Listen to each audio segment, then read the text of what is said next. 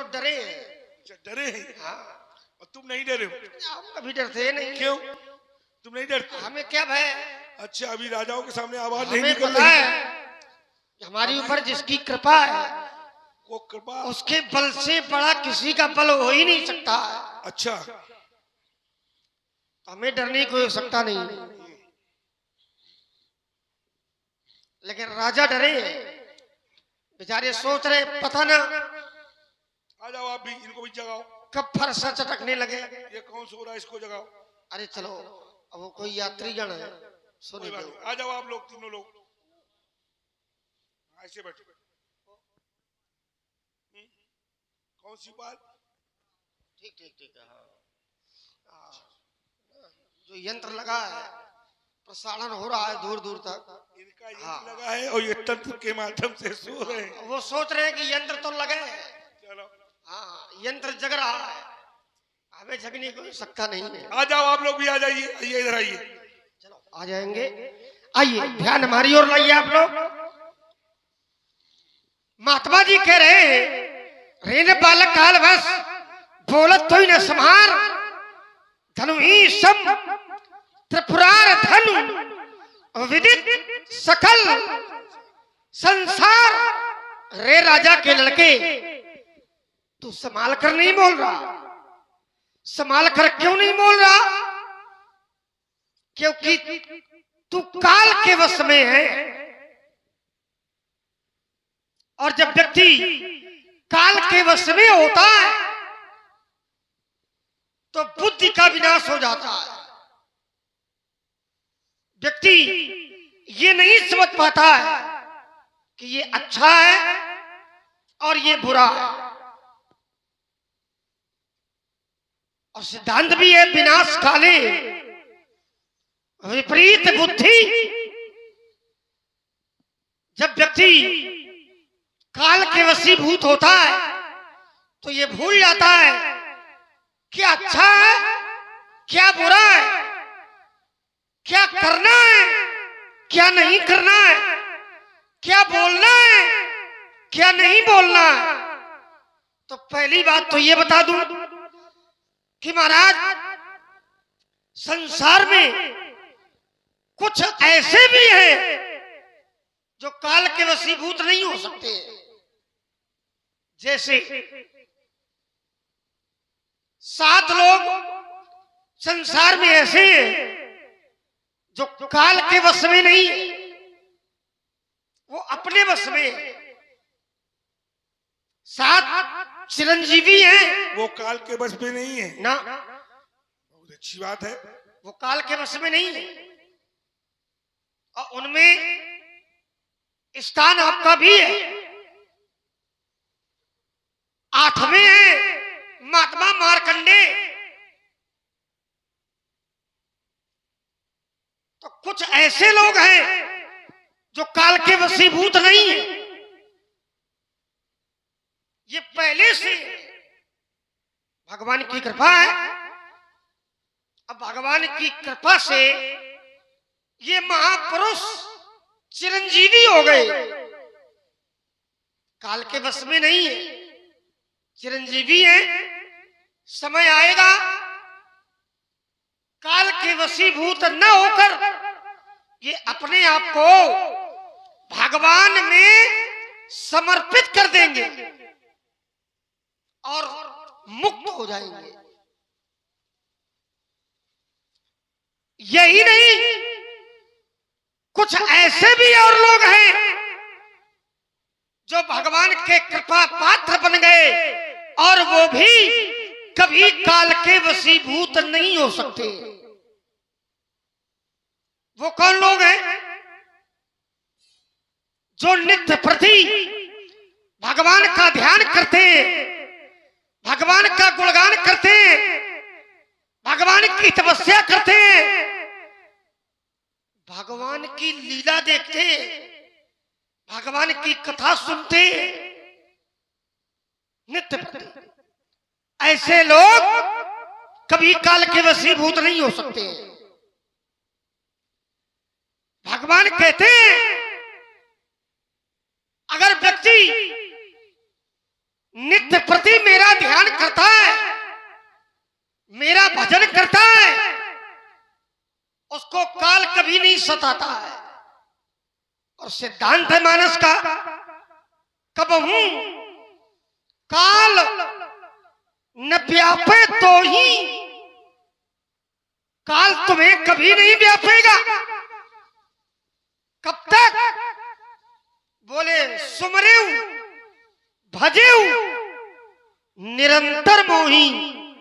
अगर निरंतर मेरे नाम का गुणगान करोगे, मेरा ध्यान करोगे, मेरा भजन करोगे, तो कभी भी तुम्हें काल नहीं व्यापेगा। और यही बात लक्ष्मण की, तो महाराज लक्ष्मण और राम जी के लिए तो यहां तक कहा गया है, कौशलेश सुत लक्ष्मण रामा और कालऊ जीत सके संग्राम। तो हम लोग तो महाराज एक बार काल से भी जीत सकते हैं। कुछ और है, जो ब्राह्मणों की सेवा करते, तो जो ब्राह्मणों की सेवा करने वाले लोग हैं, उन पर भी काल विजय प्राप्त नहीं कर सकता है। तो ब्राह्मण, संत, प्रभु, भगवान, इनकी सेवा जो नित्य प्रति करते, निरंतर करते, इनका भजन जो निरंतर करते, काल उन्हें अपने वश में नहीं कर सकता। तो लक्ष्मण काल के वश में नहीं है, ये पहली बात का उत्तर। आइए दूसरी बात, महात्मा जी ने कहा राजा इसलिए मारे जाएंगे क्योंकि अपराधी को छिपाने वाले लोग अपराधी होते हैं। चलो अगर ये मान लिया जाए अपराधी को छिपाने वाले लोग अपराधी होते, अपराधी का समर्थन करने वाले लोग अपराधी होते, तो महाराज कुछ राजा ऐसे भी हैं, जब आप नहीं आए थे और आपने बताया भी, जब हम नहीं आए थे तो राजा यहां क्या कर रहे थे? ले चढ़ाए सीता को और धरी बांधाओ नृप बालक दो। तो यहां राजा पहले ही धनुष तोड़ने वाले के विरोध में थे और कुछ राजा धनुष तोड़ने वाले के पक्ष में थे। आपने कहा कि छिपाने वाला अपराधी होता है। महाराज जो राजा विरोध में थे वो धनुष तोड़ने वाले को नहीं छिपा रहे, वो बता क्यों नहीं रहे? उसका कारण ये कि राजाओं के पास इतना साहस नहीं है कि आपके का सामना कर सके। आपके प्रभाव से पूर्ण परिचित है, इसलिए बताने का साहस राजाओं के पास नहीं है।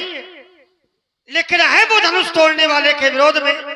जैसे आप विरोध में हो वैसे ही ये राजा विरोध में थे कुछ। तो जो व्यक्ति विरोध में होता है महाराज वो व्यक्ति को छिपाता नहीं है, बताता है, लेकिन फिर भी नहीं बताया जा रहा। इसका कारण ये कि राजा आपके प्रभाव से पूर्ण परिचित है, इसलिए आपके सामने कोई बोलने का साहस नहीं कर रहा है। ऐसा ना हो हम बताने जाएं और महात्मा जी के क्रोध का ग्रास हम ही बन जाए, दूसरा कोई कारण नहीं। और नहीं तो है धनुष तोड़ने वाले के विरोध में। ये तो सीता को छुड़ाने की बात कर रहे थे, ले ही छड़ाए तो ये धनुष तोड़ने वाले का। समर्थन नहीं करेंगे और न छिपाएंगे, है ना। आइए अब रही बात छिपाने की, कि छिपाने वाला भी अपराधी होता है। हाँ, तो कुछ साधु राजा है और वो छिपा रहे हैं, नहीं बता रहे। देखो, केवल राजा नहीं छिपा रहे, मिथिला में ऐसा कोई नहीं है जो धनुष तोड़ने वाले को न जानता हो। बात छिपाने की है कि छिपाने वाला अपराधी होता है। तुम जानते हो? हम भी जानते हैं। बताओ कौन है? हम भी जानते हैं, बताओ कौन है? लेकिन तुम्हारे लक्षण नहीं है कि हम तुम्हें बतावे धनुष तोड़ने वाला। हमारे लक्षण नहीं है। हाँ। लक्षण का अभिप्राय गुणों से, गुणों से। जो तपस्वी संतोषी, क्षमा सत्य जितेंद्रिया, दाता ज्ञानी दयालुश्च, ब्राह्मण नो फिरवे गुणे, ये तो हमें लक्षण नहीं लगते। तो इसमें सभी लक्षण है आपके पास। कौन से लक्षण नहीं? संतोषी, संतोष नहीं है। क्षमा, संतोष नहीं है। शांत वेश करनी कठिन, शांत वेश है, बरनी करनी कठिन, और बरन न जाए स्वरूप। तो संतोष कहाँ? हर मुनि तन जन वीर रस आयो जहाँ सब। तो इसमें संतोष है। अरे जो शांत होगा, संतोष उसी के अंदर तो महाराज देखिए, शांत वेश गुण शांत नहीं है। एक गुण होता है शांति का, तो यहाँ गुण के लिए शांत नहीं कहा गया, यहाँ वेश के लिए शांत कहा गया। और वेश तो लोग जैसा चाहे वैसा बना सकते हैं। पहचान वेश से नहीं होती है, पहचान होती है व्यक्ति के कर्मों से। कर्म कैसे? देखिए, मेरे कर्मों की पहचान तुम बुलाओ, हमारा यंत्र लाओ। ये पहले से बिगड़ा है ना, तुम्हारे तरीके ये भी है। ये सब तुम्हारे मन से जाए, इनका साथ लगी। हेलो,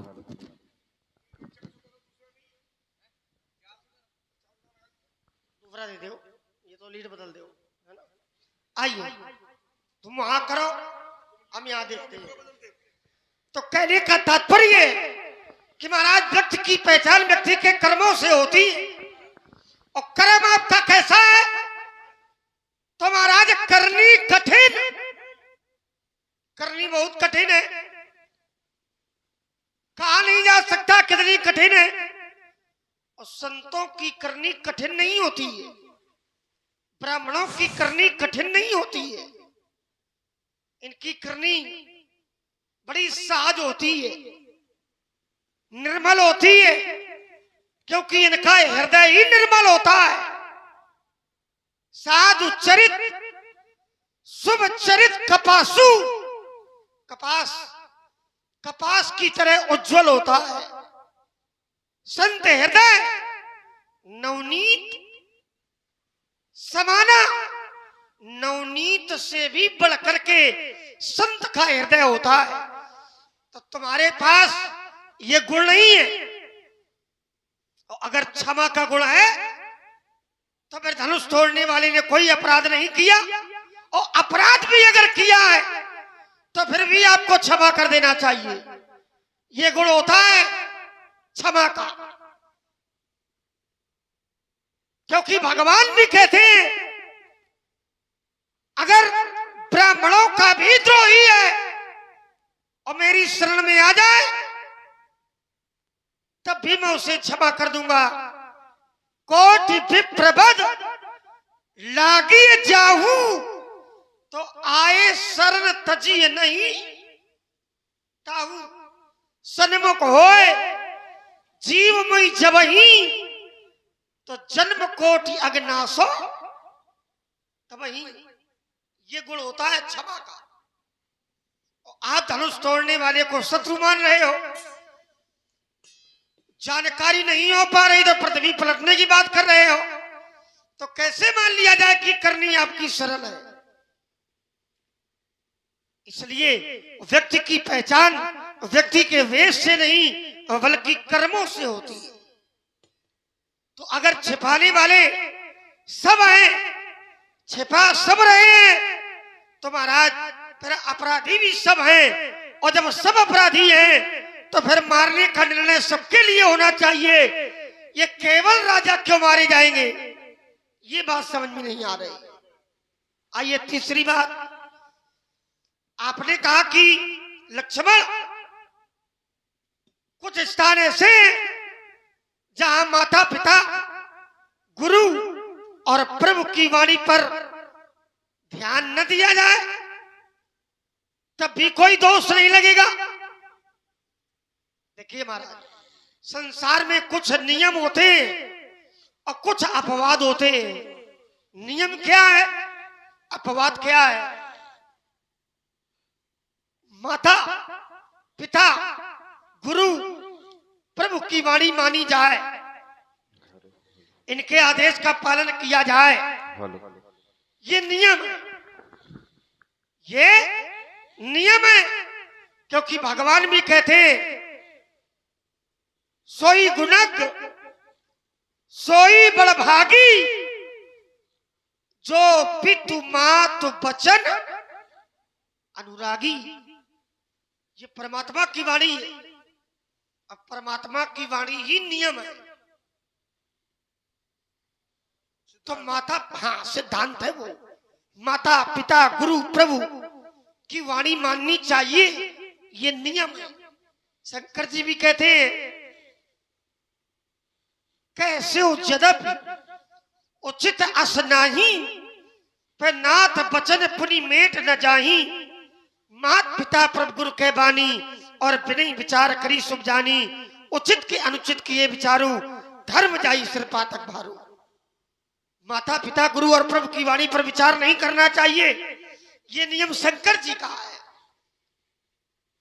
तो भगवान का नियम गलत नहीं हो सकता है। हाँ, अब जैसे नियम है वैसे ही संसार में कुछ अपवाद भी होते हैं कि नहीं? अपवाद भी होते हैं। तो महाराज लड़ाई नियम में की जाती है, लड़ाई अपवाद में नहीं की जाती है। अब आपने कहा कि कुछ जगह नहीं माननी चाहिए, ये अपवाद है। कहां नहीं माननी चाहिए? जो व्यक्ति पहले से ही भगवान के विरोध में हो, धर्म के विरोध में हो, ऐसे माता पिता गुरु और प्रभु की वाणी न भी माने व्यक्ति तो कोई दोष नहीं है। कहां? जहां व्यक्ति पहले से भगवान के विरोध में हो। अब जैसे महाराज शुक्राचार्य जी हैं, ये तो पहले से ही भगवान के विरोधी है। ये पहले देवगुरु थे। जब से भगवान विष्णु ने इनकी मां का वध किया, तब से ये भगवान के विरोध में हो गए। अब ये दैत्यों के गुरु है, अब ये दैत्यों के गुरु है। तो महाराज ये तो पहले से ही भगवान के विरोध में है। अब भगवान परीक्षा लेने आए तो उन्होंने विरोध की धरती कायम रखी, और राजा बलि ने बात नहीं मानी, कोई दोष नहीं लगा, क्योंकि वहां का धरातल पहले से ही विरोध का है। और जो व्यक्ति भगवान के विरोध में हो, ऐसे माता पिता गुरु और प्रभु की वाणी पर अगर विचार भी किया जाए, न भी मानी जाए, तो कोई दोष नहीं है। लेकिन ये अपवाद है, ये नियम नहीं है। हमारे धर्म का नियम क्या है? हमारे धर्म का नियम है कि पिता ने आदेश दिया उसे मानना चाहिए। उसके लिए एक उदाहरण मैं आपको दे दूं। जैसे अपने माता और पिता इन पर हाथ उठाना ये पाप है, अधर्म है। अपने माता पिता पर हाथ उठाना, इन्हें मारना, भैया ये पाप है, ऐसा नहीं करना चाहिए।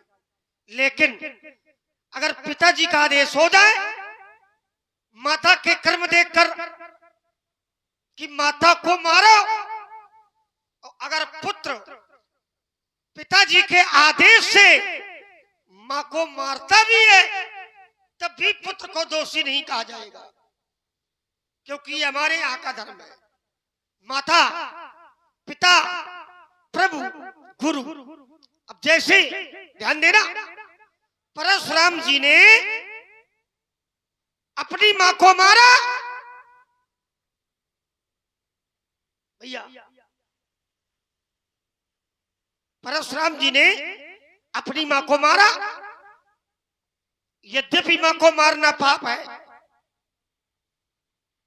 फिर भी परशुराम जी ने मारा। क्या परशुराम जी को दोष लगा? नहीं लगा। न सिद्धांत ने दोषी बताया, न नियम ने दोषी बताया। क्यों नहीं बताया? क्योंकि पिता धर्मरत थे, पिता धर्म पर आरूढ़ थे, और ऐसे पिता की आज्ञा का पालन महात्मा जी ने किया। मां को मार दिया, फिर भी महाराज परशुराम जी पर कोई दोष नहीं लगा। तो कहने का तात्पर्य यह है, अगर पिता, माता, गुरु, प्रभु इनकी वाणी पर हम लोग विचार करेंगे तो दोष लगेगा, पाप लगेगा। लेकिन अगर धरती ये है कि पहले से ही भगवान के विरोध में है, माता, पिता, प्रभु और गुरु, इनकी वाणी पर अगर विचार किया जाए तो कोई दोष नहीं लगता है। ये अपवाद रूप में है। नियम यही है कि आदेश का पालन करना चाहिए, है ना। हाँ, चाहता ये हूं कि देश काल स्थिति के अनुसार व्याख्यान ज्यादा लंबा ना हो। हाँ। तो मैं अपनी वाणी पर अल्प विराम देता हूँ। हाँ, ये अल्प विराम तुम्हें बहुत पहले दे देना चाहिए। नहीं, बहुत पहले तो न देना चाहिए। देना चाहिए, तू बहुत लंबा किया है, लाओ इसको। ज्यादा लंबा कर दिया गया।